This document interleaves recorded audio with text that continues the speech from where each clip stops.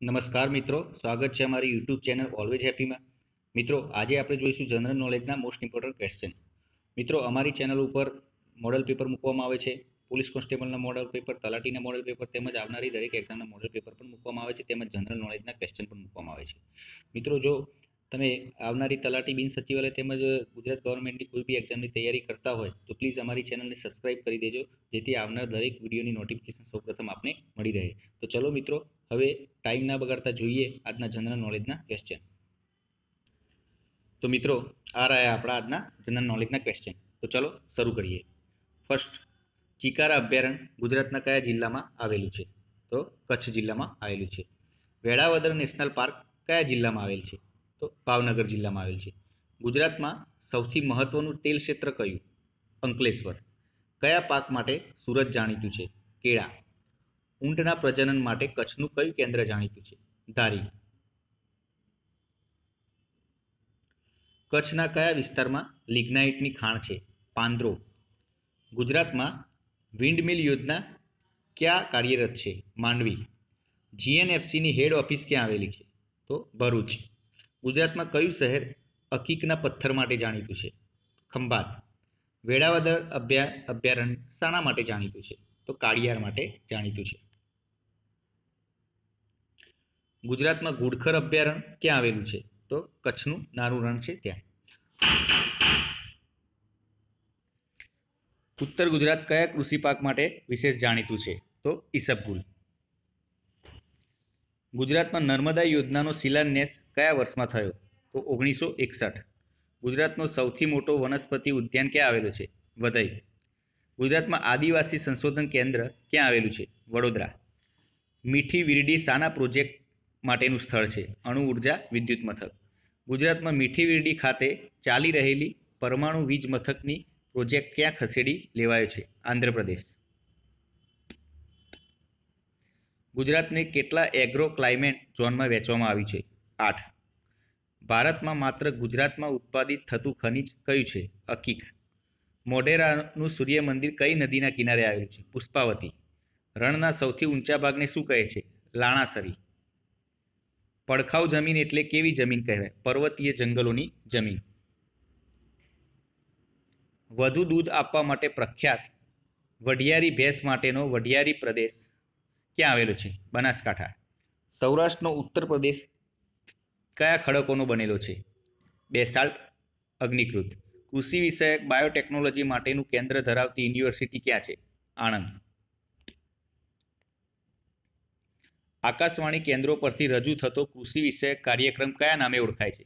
ખેતી કરીએ ખંતથી. દૂધવાળા પશુઓમાં કયા પ્રકારના રોગના લીધે ખેડૂતોનું દૂધનું ઉત્પાદન ઓછું મળે છે? મસ્ટાઇસ.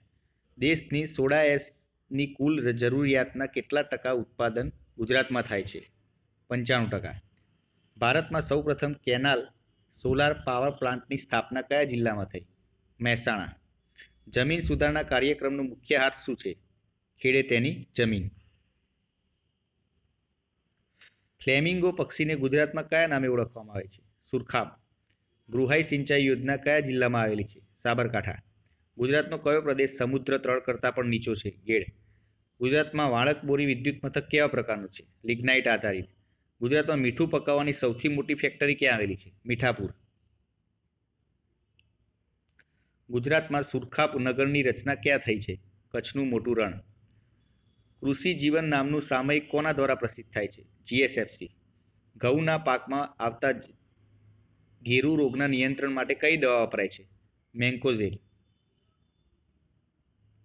વિશ્વના કેટલા ટકા હીરાનું કટિંગ્સ અને પોલિશિંગનું કાર્ય સુરતમાં થાય છે? 92%. જેસોરની ટેકરીઓ કયા સ્થળોની વચ્ચે આવેલી છે? દાતા અને પાલનપુર. ડેનમાર્કની મદદથી ગુજરાત સરકારે કયા જિલ્લામાં મોટું વિન્ડ ફાર્મ ઊભું કરેલું છે? દેવભૂમિ દ્વારકા. નેક્સ્ટ આગળના ક્વેશ્ચન. ટ્રાય ધારામાં ક્યારે સુધારા કરાયા? 2011. ટ્રાયની સ્થાપના ક્યારે થઈ હતી? 1997માં. સેબીની સ્થાપના કરતો કાયદો ક્યારે ઘડાયો? 1992. સેબીના સંચાલક બોર્ડમાં કેટલા સભ્યો હોય છે? 9 સભ્યો હોય છે. ભારતમાં સૌપ્રથમ પોલીસ પંચ ક્યારે નિમાયું હતું? ઈસવીસન 1860માં.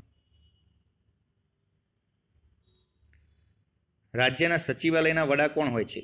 મુખ્ય સચિવ. રાજ્યના વહીવટી તંત્રનું કેન્દ્ર ક્યાં હોય છે? સચિવાલય. ભારતીય સ્પર્ધા પંચ CCIની સ્થાપના ક્યારે થઈ? 2003માં. ભારતીય સ્પર્ધા ધારો ક્યારે ઘડાયો? 2002માં.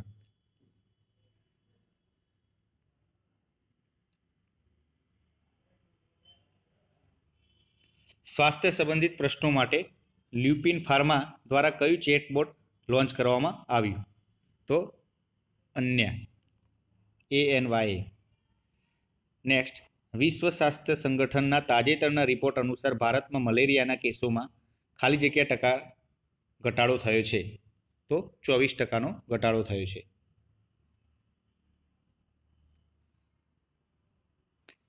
ભારતની પ્રથમ Shri Vishwakarma skill development university કયા રાજ્યમાં સ્થપાશે? તો હરિયાણા.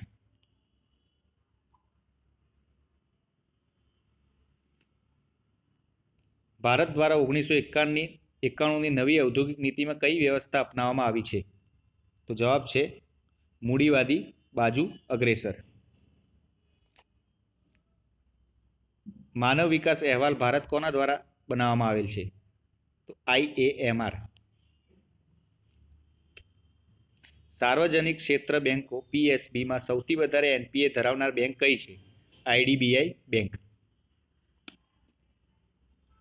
ઔદ્યોગિક વિકાસ માટેના DMIC દિલ્હી મુંબઈ ઔદ્યોગિક કોરિડોરમાં ભારતના DIPP સિવાય શેષ ભાગીદારી કોની છે? તો જવાબ છે JICA.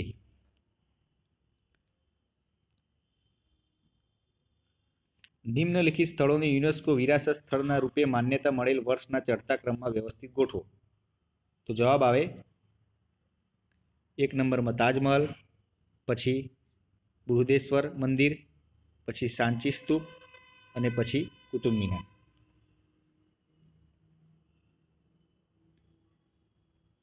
ન્યાયિક અવગણનાનો આધાર બંધારણના કયા અનુચ્છેદમાં રહેલો છે? તો જવાબ છે 129. સુપ્રીમ કોર્ટ દ્વારા નીચેનામાંથી કઈ અપીલ સાંભળવામાં આવતી નથી? પાણી સંબંધિત પ્રાધિકરણના ચુકાદા વિરુદ્ધ અપીલ કે આર્ટિકલ 329 અન્વયે સીમાંકન દ્વારા નિર્ધારિત કરેલ વિસ્તાર વિરુદ્ધ અપીલ? તો A અને B બંને. ભારતમાં સામાજિક અન્વેષણની શરૂઆત સૌપ્રથમ ક્યાં થઈ હતી?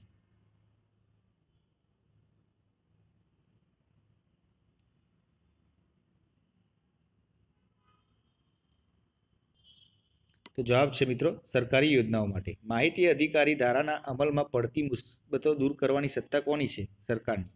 રાજ્ય માહિતી પંચના નિર્ણય સામે ક્યાં અપીલ થઈ શકે? વડી અદાલતમાં. પ્રાથમિક માહિતી અધિકારીના નિર્ણય સામે પ્રથમ અપીલ કેટલા સમયમાં કરાવવી જરૂરી છે? 30 દિવસમાં. સંસદનું પ્રાથમિક મહત્વનું કાર્ય શું છે? કાયદા ઘડવાનું. મિત્રો આ હતા અમારા આજના જનરલ નોલેજના ક્વેશ્ચનના પ્રશ્નો. તો જો તમે અમારી ચેનલ પર નવા હોય તો પ્લીઝ અમારી ચેનલને સબસ્ક્રાઈબ કરી દેજો, તેમજ બેલ આઇકોન પણ દબાવી દેજો, જેથી કરીને આવનારા હરેક વિડીયોની નોટિફિકેશન સૌપ્રથમ આપને મળી રહે. ચલો કાલે મળીશું ફરીથી નવા વિડીયો સાથે. જય હિન્દ, જય ભારત.